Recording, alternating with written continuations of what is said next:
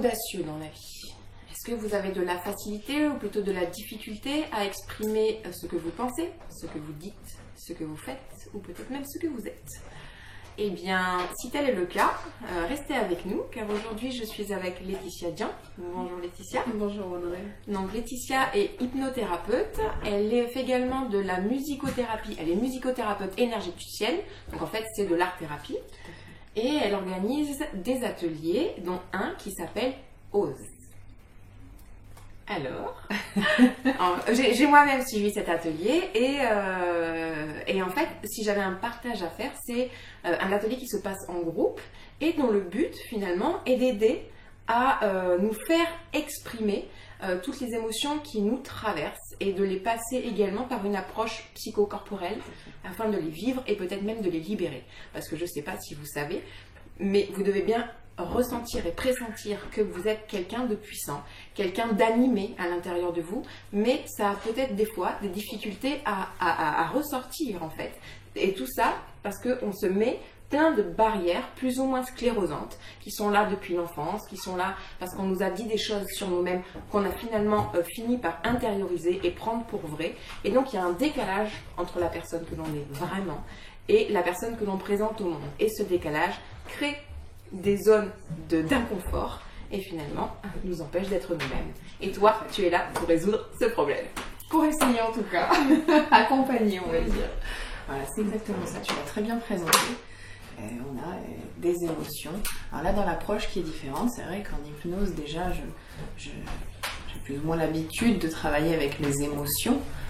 L'émotion n'étant pas un état d'être, mais un état de fait, de conséquence, qui a pu avoir, en effet, dans l'enfance, comme tu le dis si bien. Très souvent, on nous empêche de bouger, on nous empêche de faire. Et puis nous, comme on est très bien élevé, ou qu'on a une mauvaise estime de soi parce qu'on nous l'a tellement dit qu'on n'était pas ce qu'il faut et qu'on ne nous aime pas inconditionnellement, on nous aime avec des conditions en nous disant je t'aime mais il faut que tu sois sage parce que sinon je t'aimerai plus. Et donc on se freine à exprimer l'émotion. L'émotion n'est absolument pas un problème, au contraire elle est ce qui fait de nous des êtres vivants. Et dans les ateliers, finalement, ce que je propose, c'est d'aller décristalliser des anciennes émotions. Chaque atelier va avoir un thème. C'est comme ça que ça commence. Voilà, on a pu voir jusqu'à maintenant, par exemple, le début de l'estime de soi, parce que c'est un très très vaste sujet, qui finalement est toujours un fil conducteur de chaque atelier. Donc on a revécu le moment de la séparation intérieure, extérieure, du ventre de la mère qui va aller vers le petit enfant qui va apprendre à marcher. Mais en fait, le but étant de retrouver l'autonomie et de se visualiser aujourd'hui en tant qu'adulte dans cet enfant qui a appris à marcher.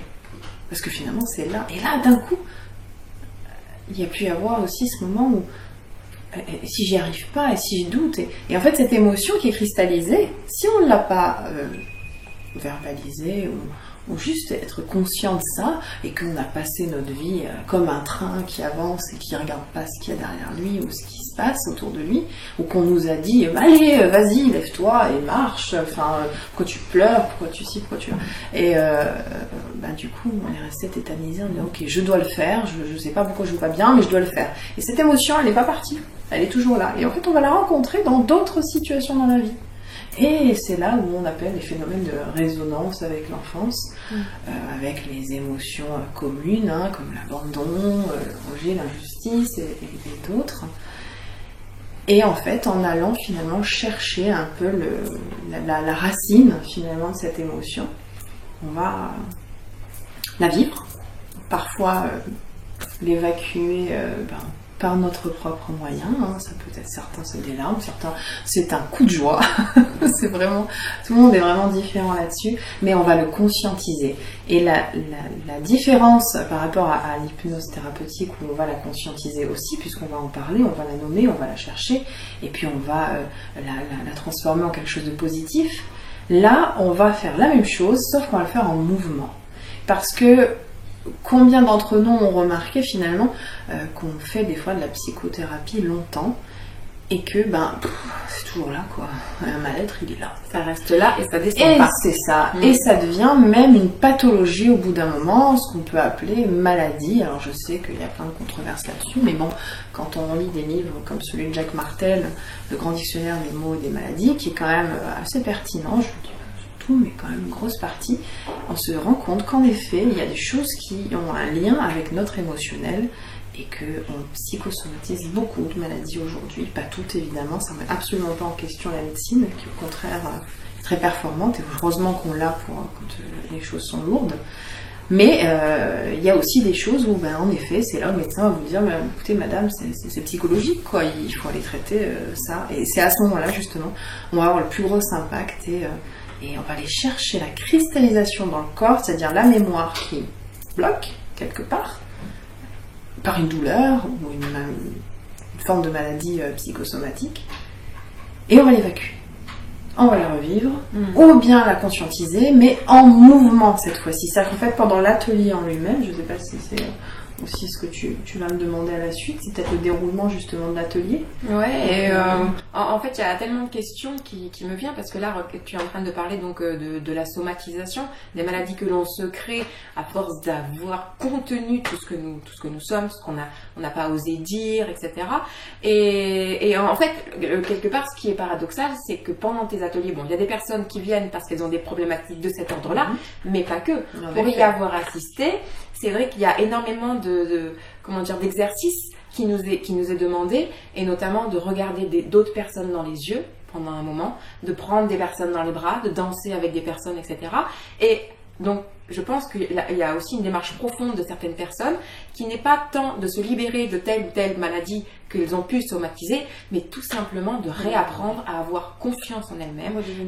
Exactement, exactement. Et moi j'ai trouvé ça vraiment flagrant lors de l'atelier que j'ai suivi avec toi. Il y a énormément de personnes qui étaient présentes et qui fuyaient les regards, ou qui étaient vraiment indisposées à l'idée de partager un petit peu de leur intimité, et le regard fait partie vraiment des choses les plus intimes que nous avons, et c'est là où je me suis rendu compte à quel point il y a comme une fracture entre les personnes. Les personnes ont peur de se toucher, les personnes ont peur de se regarder, et c'est ça qui est vraiment... Alors que c'est notre force. Ouais. Et en faisant ça, justement, alors c'est ça qui est paradoxal, quand on vient chez toi, c'est que généralement on a peur d'oser, et on doit oser en public. Alors ça c'est thérapeutique. Ne vous en faites pas, on va pas vous demander de vous jeter dans la mare comme ça, j'ai jamais osé et je vais oser. Non. Là intervient l'atelier. On va pas en soirée, voilà. Parce qu'on pourrait le faire seul, ça finalement. Où est-ce que j'interviens là-dedans? C'est justement là, c'est que dans cet atelier, Ose, qui est quelque chose que j'ai mis au point en fait après des années de pratique en cabinet, et des années d'observation, et des années aussi de stages que j'ai pu vivre même moi-même déjà, juste voir ce qui se passe en moi, parce que je suis pas la plus simple, et c'est ça qui est pas mal, parce que du coup j'ai pu visiter tellement de choses en moi aussi que ça me permet d'analyser et d'aller chercher le plus pointu, on va dire, voilà, dans le ressenti. Et donc dans mon approche, c'est vraiment de guider. Du début à la fin, vous êtes guidé au son de ma voix, qui est un ton parfois monocorde, parfois animé. Je vis les choses avec vous aussi. Je vous accompagne. Et en fait, je vous entraîne. Je sais pas le retour que tu peux m'en donner, mais on se sent en fait porté tout le long. Voilà, il n'y a pas de zone de blanc, il n'y a pas de zone où on ne sait pas ce qu'on fait. Et surtout, je m'adapte à ce qui se passe. Je ne peux pas déterminer si, il y a un sujet, mais l'atelier en lui-même, j'ai mon grand sac de Mary Poppins avec tous mes outils, ou plutôt de magicienne d'Oz, parce qu'il y a ce petit clin d'œil du magicien d'Oz. Et je vais aller piocher selon le groupe qui est présent, c'est-à-dire que là, par exemple, quand tu es venu, il y a eu donc les regards, les échanges de mains, parce que je sentais qu'il fallait que la symbiose se crée. Mais dans l'atelier d'avant, on était vraiment plus avec soi. Et l'autre était là sans vraiment être là. Il était là comme quand on était dans l'enfance finalement. C'est-à-dire qu'il y a l'autre, je ne sais pas trop qui il est, je vais jouer avec lui, mais je n'ai pas toujours envie de lui prêter. Mais j'accepte ça en fait. Mais là, à un moment donné, il y a le mouvement et on est tous là et on se rencontre et on marche. Et ces marches aussi qui sont présentes pendant l'atelier, où c'est le mouvement de la vie, ça peut faire peur d'ailleurs parfois. Parce qu'on se dit, oh, mon Dieu, ça marche, ça va vite. Et puis ça fait monter l'adrénaline. Et là, on a le côté, ouais, je me lâche et j'y vais, je marche. C'est quoi, en fait. C'est vraiment ça, ton atelier, c'est comme si ça nous propulsait dans le rythme de la vie. C'est ça. Et c'est vraiment la différence avec ce que l'on est amené à vivre au quotidien, qui quand même, on vit dans des cadres, on vit dans des normes, on est habitué à peu de choses finalement. Notre espace est très restreint dans l'amplitude de ce que nous sommes, alors que là, c'est vraiment une danse avec la vie, ton atelier. C'est ça, exactement. C'est ça. Ouais, tout à fait, je te remercie, c'est vraiment ça. C'est une danse avec la vie. Osons être vivants. Exactement. C'est ça. Et justement, d'où t'es venue l'idée? Parce que est-ce que déjà toi tu étais quelqu'un d'audacieux, de courageux, qui est osé? Pas du tout. Et c'est ça que je le savais. En plus je pose la question, mais je le savais. Alors que quand on la voit en atelier, mais on ne peut pas imaginer une seule seconde qu'elle ait pu être quelqu'un de timide auparavant. Mais pas une seule seconde. Timide à un point exceptionnel. Hein. Je ne pouvais pas parler en public. Une simple récitation me mettait dans un état de stress pas possible, à en avoir des nausées, à transpirer, à devenir toute rouge, à trembler aussi, tremblements que je ne savais pas du tout contrôler. Et ça ne se contrôle pas d'ailleurs. Il faut juste changer l'état d'être. Une fois que ça passe. Voilà, oui, j'étais très très timide. D'ailleurs, petite, je zozotais, je bégayais parfois. D'accord, j'ai connu tous les enfermements.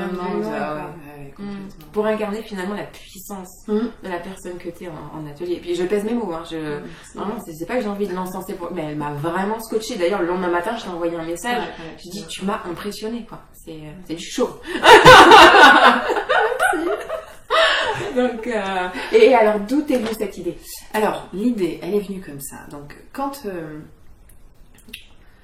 oui, pour remonter vraiment. Ça remonte à loin déjà l'idée, c'est il y a plus de 10 ans en arrière où j'ai moi-même vécu des ateliers psychocorporels, on va dire comme ça, ou des ateliers un peu plus tribales qui vont aller dans des états de transe, puis beaucoup d'observations aussi des peuples premiers, leur manière toujours de me dire mais pourquoi ils font ces rituels là de se mettre en mouvement comme ça autour des éléments comme le feu et pourquoi ils font ça? Ils font pas ça pour rien, quoi. Il y a une raison. Et en fait, en observant et puis en moi-même en vivant des ateliers, je me suis rendu compte de ce que ça faisait finalement. Et là, j'ai compris l'importance du mouvement. Petit à petit aussi, je me suis rendu compte que j'avais des patients, enfin pas des patients, mais des consultants qui venaient me voir et qui me... Et la problématique, parfois on tournait autour, quoi. On avait beau la nommer, on savait tout, on avait beau le faire en hypnose, puis il y avait quelque chose qui ne faisait pas. Puis d'un coup il me disait, mais ben voilà, j'ai été faire une marche dans la forêt, machin, je me suis mis en fait dans le mouvement, et puis là ça a été évident, c'est venu, c'était là. Et là j'ai dit, mais oui, c'est ça en fait. Le corps a sa propre intelligence. Et ça aujourd'hui on le sait.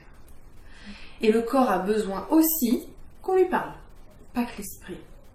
Pas que l'inconscient, même si l'inconscient a un impact sur le corps, mais quand même, actionner sur l'inconscient, sur le conscient et sur le corps, il ne peut pas être plus vivant que ça en fait. Et puis, et quand j'ai fait quelques stages aussi plus intensifs après, donc dans la musicothérapie énergétique, où on a aussi travaillé quelques méthodes donc, de Osho et beaucoup d'autres choses aussi qui viennent des Indiens d'Amérique et des tribus aussi. On a travaillé aussi quelques méthodes aztèques. Donc tout ça, c'est intégré dans mes ateliers sans qu'on vraiment sache que ça c'est comme ceci, c'est comme cela. Mais tout est inspiré. J'ai beaucoup d'inspiration en fait de tout ce que j'ai pu rencontrer. Et voilà d'où est née l'idée du mouvement et de l'émotion et de retrouver le vivant, comme tu l'as si bien dit. Alors après, il y a l'histoire de Ose, qui est encore autre chose. Enfin, c'est pas autre chose, c'est la suite logique. Donc un jour, comme ça, d'un coup, je me dis, bon, allez, il faut que je le poste, cet atelier. Et puis ça m'est venu, en fait, comme une dictée. C'était vraiment... voilà, j'ai noté, j'y vais. Puis il y a ça, puis c'est l'émotion qu'il va falloir... Enfin, c'est l'émotion qu'on va aller visiter, qui va remonter, et tout ce que j'ai pu vous expliquer jusqu'à maintenant. Et en le posant sur le papier, j'ai dit d'accord, mais comment je vais l'appeler cet atelier? Et puis bon, je voyais le mot hypnose, et puis ça a fait son chemin, puis le ose est venu. Alors certes, il vient pas du mot hypnose, c'est pas une déduction que j'ai fait, c'est après que je me suis rendu compte que, en plus c'est amusant parce que c'est la terminaison de hypnose, mais ose dans le terme j'ose, parce que j'aurais pu dire oser, mais c'est pas oser, c'est ose, tu es au présent, tu oses maintenant en fait, tu le vis. Et en finissant mon premier atelier, je marchais avec des amis, on s'est pas vu depuis un certain temps, et puis ils étaient venus participer à l'atelier justement, et en marchant dans la rue, d'un coup, j'ai cette image du magicien d'Oz où ils marchent comme ça sur leur chemin, chacun a qu'une envie, c'est devenir vivant, parce que finalement c'est ça, on a le robot qui veut devenir humain, il veut voir le magicien pour devenir humain, on a l'épouvantail qui veut aussi être... Enfin, chacun a une requête finalement, et sa requête c'est être vivant, être vraiment vivant. Parce que voilà, Titi a été comme ça, et puis c'est tout à fait l'esprit. Voilà, et donc il y a ce petit clin d'œil au magicien d'Oz que nous sommes, finalement, parce que le magicien d'Oz c'est nous. Hein. Et donc vraiment, tout le cœur de ta méthode est d'inspirer les gens et de guider les gens à exprimer et à devenir qui ils sont finalement. C'est ça. Et ça rend léger. Hein. De toute façon, toute mon approche thérapeutique est autour de ça. C'est de ce que nous sommes lorsqu'on n'a pas été cadré. Tout en comprenant bien que les règles sont importantes, mais quand on les a comprises, acceptées et déduit que celles-ci sont bonnes pour moi, mais celles-là ne sont pas les miennes. Et c'est là en fait, c'est savoir. Qu'on n'est pas dominé par elle. Exactement. Qu'on n'ait pas une règle qui marche. Et c'est ça, exactement. Oui, comme et c'est beaucoup ça, c'est énormément ça. C'est ça. On est dans une société où c'est vrai qu'on a pris un chemin qui est quand même différent de ce que sont encore les peuples traditionnels, et pourtant c'est nos racines également. Mais si on va en Afrique, les gens dansent, les gens s'expriment. Si on va en Amérique latine, c'est le cas. Et là, en Occident, c'est plus délicat. Et ça se voit. Et ça se voit. C'est ça. Et c'est ça. donc, quelque part, c'est comme si on avait un espèce d'handicap émotionnel. Oui, c'est ça. On porte un petit sac à dos. D'ailleurs, on prend mal au dos. C'est ça. Alors que, comme tu le dis, la vie est mouvement. Une fois qu'on réintègre ça, on réintègre vraiment qui nous sommes pleinement. C'est ça. Et c'est ce qu'on fait pendant ces 3 heures d'atelier, où donc au départ, on fait une petite présentation vite faite de qui nous sommes. Je présente le sujet qui va être abordé, et puis on commence. Donc souvent par une relaxation, une méditation de départ qui va nous mettre en fait finalement un peu dans le bain, dans ce qu'on va aller visiter. Parfois l'émotion est déjà un petit peu suggérée, comme la dernière qui était sur le thème du pardon. Gros morceau. Oui, qui va continuer d'ailleurs sous d'autres aspects comme le vide. Et peut-être même, je te disais la dernière fois, peut-être même un atelier en amont directement sur la colère. Oui, parce que quand on est sur un atelier sur le pardon et qu'on est tellement en colère contre quelqu'un qu'on n'est pas encore disponible et ni disposé à pardonner. Il y a des étapes. C'est ça. Et la magie de l'atelier, c'est quand même l'impulse. N'oublions pas, c'est l'impulse. C'est-à-dire que c'est pas l'atelier la solution, c'est l'impulse qui m'amène à la solution. C'est là que c'est important, parce que je m'hyper-focalise sur ma solution. Et quand je m'hyper-focalise sur ma solution, je mets en place le chemin, je focalise. Vous savez, comme quand j'aime bien prendre cet exemple de comment fonctionne l'inconscient finalement. Il va focaliser sur ce qu'on veut finalement, on ne veut pas, parce qu'évidemment quand on ne veut pas quelque chose et qu'on y pense beaucoup, on a des chances de rencontrer ce qu'on ne veut pas. Mais si on arrive à transformer, être un petit peu plus acteur de notre inconscient, et qu'on lui dit, voilà, aujourd'hui je veux ceci ou cela. On a un exemple flagrant qu'on rencontre tous, c'est le jour où on va acheter une nouvelle voiture. J'adore cet exemple parce qu'il est tellement vrai. À partir du moment où on a sélectionné une voiture, on se dit, ah, voilà, c'est ça, on en voit partout. Il y en a partout. On se dit, mais c'est pas possible, tous achetaient la même que moi. Non, c'est juste qu'elles étaient là, mais avant ça, on les voyait pas. Parce que ça faisait pas partie de notre route. Donc qu'est-ce que fait l'atelier finalement en 3 heures ? On est sur la route. On va visiter plusieurs aspects, plusieurs possibilités. On se projette, on comprend, on voit nos limites et on va aller chercher ces solutions. Parce que le but est là, c'est que nous soyons autonomes. C'est pas l'atelier la solution, c'est nous. C'est l'impulse, exactement. Et d'ailleurs, la fin de l'atelier se finit toujours sur une hypnose positive thérapeutique. Donc c'est un état de relaxation, c'est une hypnose tranquille, toute douce, où on va se voir dans la solution. Voilà. Et d'ailleurs, si vous voulez avoir un aperçu de ce à quoi ça peut ressembler, même si c'est vrai qu'en vidéo, ça donne pas tout à fait la même chose que quand on le vit, parce que c'est vraiment quelque chose qui se vit, encore une fois, il faut lâcher la tête, faire descendre dans le corps. Et donc, restez avec nous, parce que je vais vous mettre quelques images que nous avons prises pendant l'atelier, ainsi que quelques témoignages pour savoir ce qu'ils en pensent. Merci beaucoup, Laetitia. Avec grand plaisir. Et vous aurez évidemment tout, si ça vous intéresse. Donc toi, tu fais dans les Alpes-Maritimes, peut-être tu vas te déplacer. C'est ça, il y en aura aussi, oui. Il y en aura aussi dans d'autres régions de France. Donc vous aurez toutes les informations, comme d'habitude, dans la description de la vidéo. Nous vous souhaitons une excellente journée. Merci de nous avoir suivis. Restez avec nous pour savoir ce qu'ils en pensent. À bientôt. À bientôt, merci.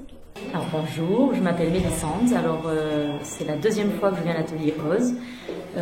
Donc pour parler un petit peu de mon parcours, je suis un petit peu à fond dans tout ce qui est développement personnel depuis des années. Et j'ai surtout commencé avec des thérapies classiques, une psychothérapie, choses comme ça. Et ensuite le yoga et la méditation qui m'ont énormément apporté tout au long de ma vie. Et je cherchais justement autre chose. J'ai essayé une séance, c'est ce que j'avais expliqué à Laetitia la dernière fois, une séance de sophro avec une sophrologue de Lagode. Ça faisait longtemps que j'en avais plus fait et j'ai pas du tout accroché. Donc je me suis dit, suis ton instinct, il y a quelque chose qui va pas, ça t'a pas, t'as déjà les réponses à ça, il faut aller au-delà maintenant. Et en fait c'est ma belle-sœur qui m'a parlé donc de Laetitia, qui m'a dit viens à l'atelier, tu vas voir c'est génial, c'est de la danse spontanée, sous forme un peu hypnotique.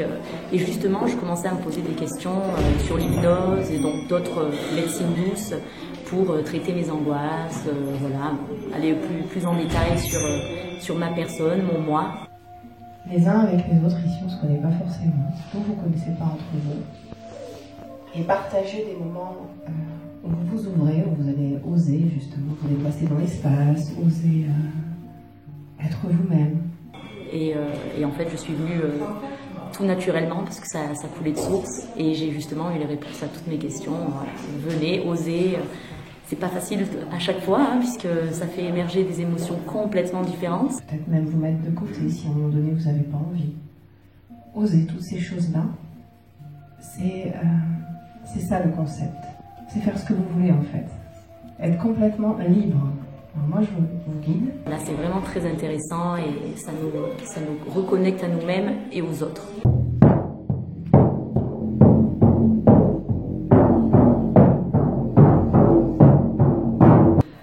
Laetitia dans une séance d'hypnose, donc une séance individuelle. Donc elle m'a parlé de l'atelier. Et Laetitia, je l'ai rencontrée grâce à une autre personne qui prend soin de moi aussi à un autre niveau et qui la connaissait, qui m'a dit voilà, ce serait bien pour toi de la rencontrer. Et en effet, je suis venue la voir et j'ai pas regretté du tout.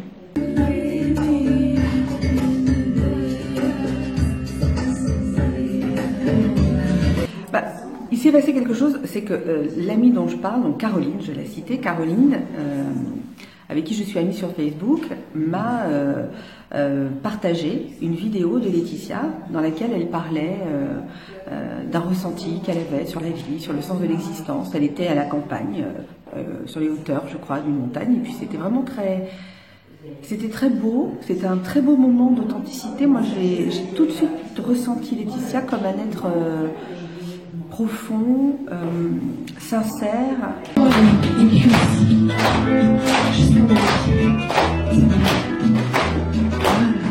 Ça circule, c'est vivant, de plus en plus.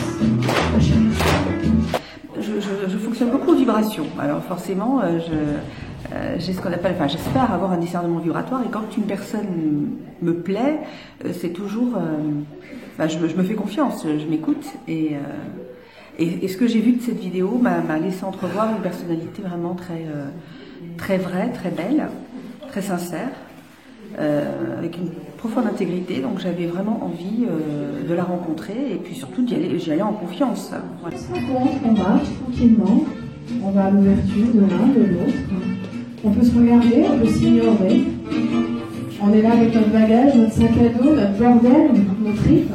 Et qu'est-ce qui m'a le plus plu dans cette séance, dans cet atelier Ose? Alors ça dépend. Alors il y en a une. Alors qu'est-ce que je pourrais dire? C'est compliqué, parce qu'il y en a beaucoup. Je vais choisir peut-être ce moment. Je crois que ce qui m'a le plus, on va dire plus dans le sens où ça a été le plus profitable pour moi, le moins confortable. Et pourtant ça m'a plu quand même, mais c'était le moins confortable, c'était d'aller chercher l'animal en soi. Ça c'est quelque chose que j'ai trouvé. Je l'ai senti, hein, cet animal se présenter à moi. Et je l'ai esquissé légèrement, j'ai pas encore été jusqu'au bout.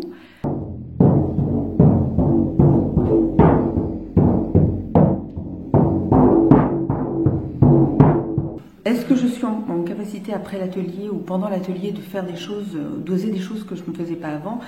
C'est un peu trop tôt pour le dire. Ce que je peux dire, c'est que pendant l'atelier, en tout cas, entre le moment où je suis arrivée et le moment où je suis partie, j'ai osé des choses. C'est très paradoxal que d'avoir une musique aussi joyeuse et le bordel qui est là avec nous. Mais c'est ça la vie en fait, parce que dans la vie, ce qu'il est, c'est qu'en fait, on a notre bordel, notre tristesse, nos sacs à dos, dans cette vie qui est toujours joyeuse. C'est énervant quand elle est joyeuse. Imaginez, ici et maintenant, grâce à cette respiration, votre corps devient de plus en plus léger. J'ai vraiment senti qu'on était ensemble.